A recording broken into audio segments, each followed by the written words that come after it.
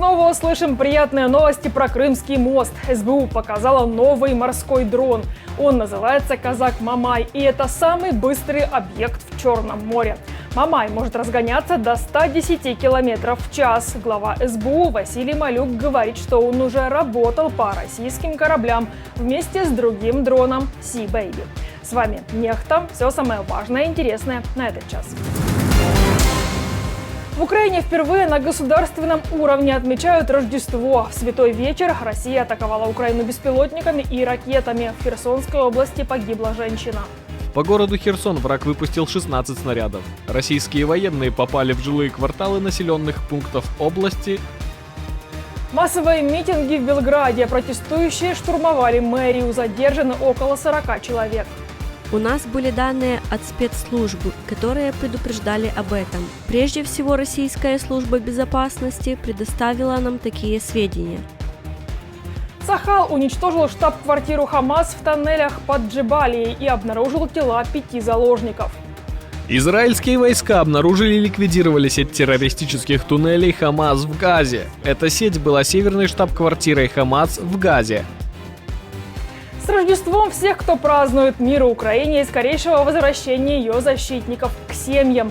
Дорогие зрители, если вы нас смотрите сейчас, лучшим подарком для нас лайк этому видео. Ваша активность говорит YouTube о том, что мы вам интересны, и это очень поможет продвижению наших видео. Итак, вперед к новостям. Католики всего мира, а также протестанты, англикане и часть православных, которые соблюдают григорианский календарь, отмечают Рождество Христово. С этого года официально на госуровне в Украине празднуют Рождество только 25 декабря. На эту дату перенесли празднование Православная Церковь Украины и Украинская Греко-католическая Церковь. В центре Киева на Михайловской площади бывший преподаватель музыки, а ныне пограничник Алексей исполнил самую известную в мире рождественскую песню «Щедрик» Николая Леонтовича. Щедрик, щедрик, щедрівочка, прилетіла ластівочка, стала собі щебетати, господаря викликати. Вийди, вийди, господарю, подивися на кошару, там овечки покотилися, ягнички народились. Тебе товар весь хороший, будеш мати мірку грошей. Тебе товар весь хороший, будеш мати мірку грошей. В святой вечер Россия атаковала Украину беспилотниками и ракетами. Пострадала припортовая инфраструктура в Одесской области, сообщило командование воздушных сил Вооруженных сил Украины. Всего по Украине российские военные выпустили 31 ударный беспилотник. 28 силы ПВО сбили в небе над Одесской, Херсонской, Николаевской, Донецкой и Кировоградской и Хмельницкой областями. В Одесской области обломками беспилотника повреждены технические помещения припортовой инфраструктуры. Жертв и пострадавших нет.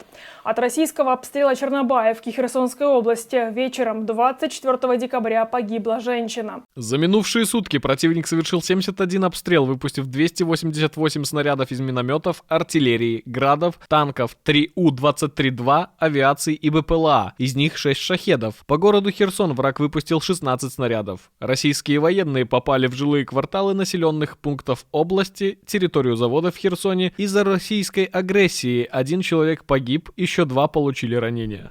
Еще 2 российских бомбардировщика отминусовали ВСУ за минувшие сутки. Генштаб отчитался об уничтожении Су-34 и Су-30 на Одесском и Мариупольском направлениях.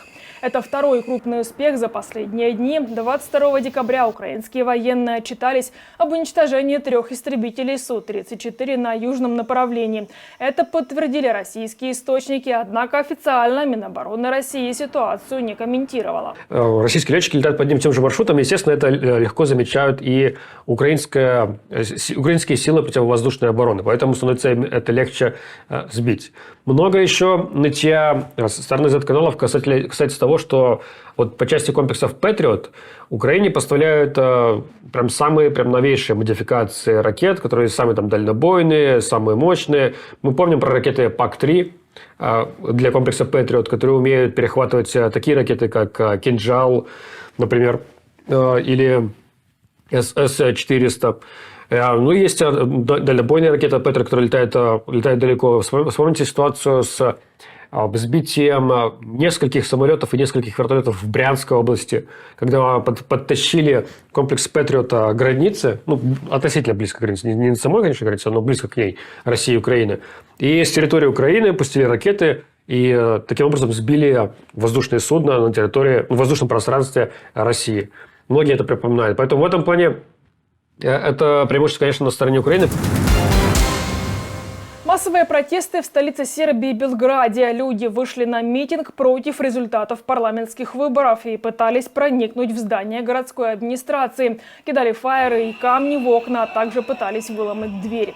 Полиция применила слезоточивый газ и задержала около 40 демонстрантов. Еще около 30 полицейских, по официальным данным, ранены.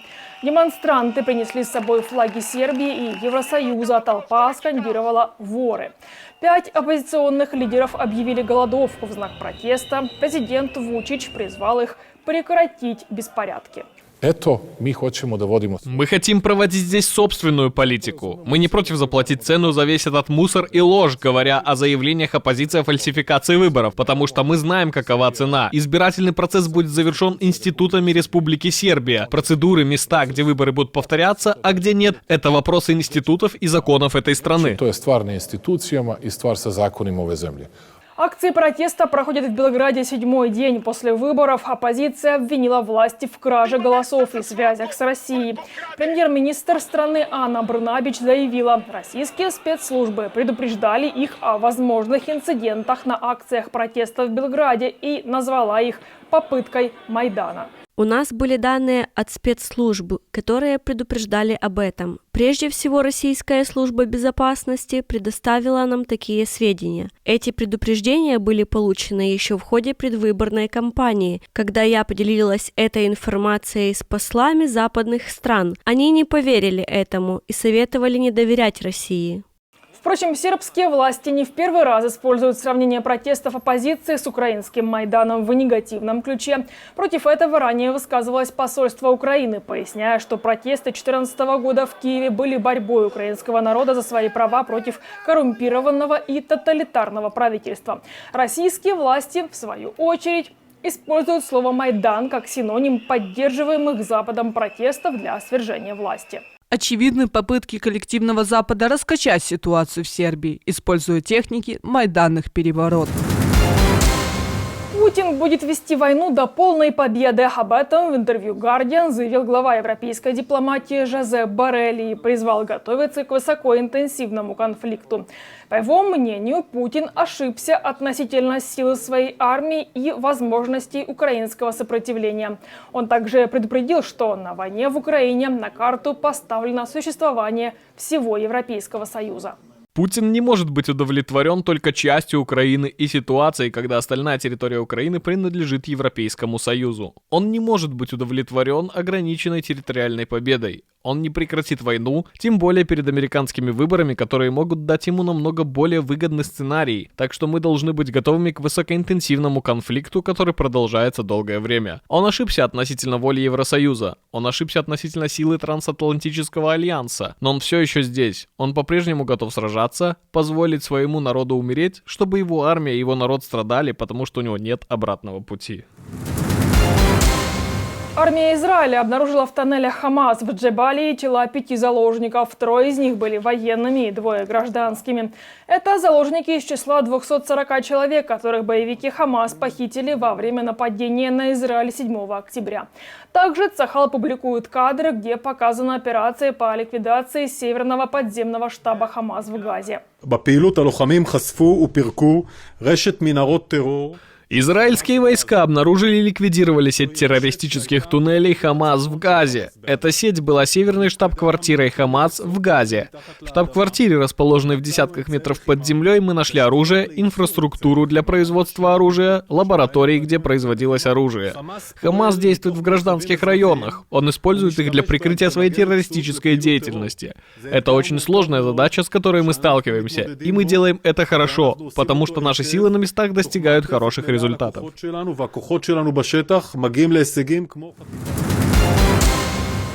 Киркоров извинялся перед Песковым как нашкодивший первоклассник. Диалог во время встречи поп-короля российской эстрады и пресс-секретаря Путина вышел довольно забавный.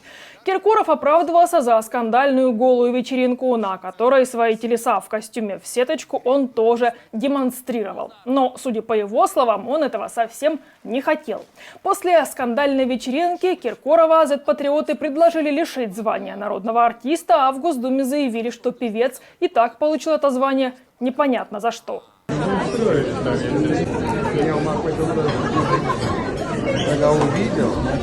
Когда увидел это, я просто обещал ей, она мне приписала. Дресс-код я туда морочился на Дольче Габбана, я вошел и увидел это. Я говорю, так, после Катя, это моя... вы потом. Я говорю, Катя, я говорю, бэкстейдж, точки. На этом ставлю точку. Благодарю, что были с нами. Если вы хотите получать информацию более оперативно, приглашаю присоединиться к нашей многомиллионной аудитории в Телеграме или Иксе. Поблагодарить нас за работу можете с помощью кнопки «Спасибо» под этим видео или по ссылке в описании. До новых встреч, хороших вам новостей. Слава Украине! Живи Беларусь!